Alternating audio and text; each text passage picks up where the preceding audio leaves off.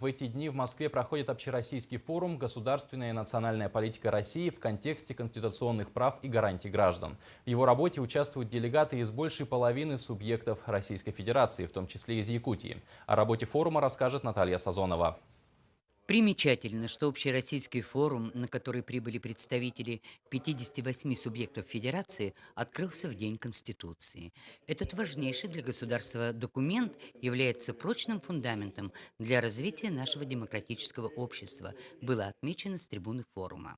На этот форум приехала достаточно внушительная делегация Республики Саха-Якутия, которые представляют Департамент по делам народов, Конгресс малочисленных народов Якутии, Дом дружбы имени Кулаковского.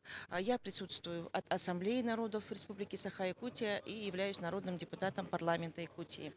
С нами вместе наш сенатор Александр Константинович Акимов. Таким образом, я думаю, представительство многонационального, самого крупного субъекта Российской Федерации, нашей Якутии, очень солидная. О государственной национальной политике в течение 3 дней, а именно столько будет проходить работа форума, на различных дискуссионных площадках, семинарах, круглых столах будут говорить ученые, политики, социологи, руководители крупных научно-методических центров, а также будут рассматриваться вопросы о дальнейшем построении национальной политики, о сохранении мира и взаимопонимания в нашей многонациональной России.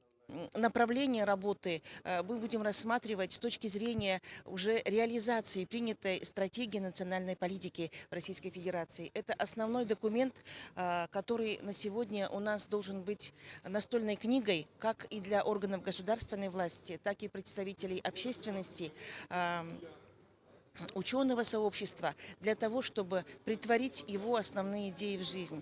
Тема национальной политики на примере Республики Саха-Якутия прозвучала из уст Александра Акимова. Кроме того, он огласил поздравления форуму от Совета Федерации. Наталья Сазонова и Евгений Петров, НВК «Саха», Москва.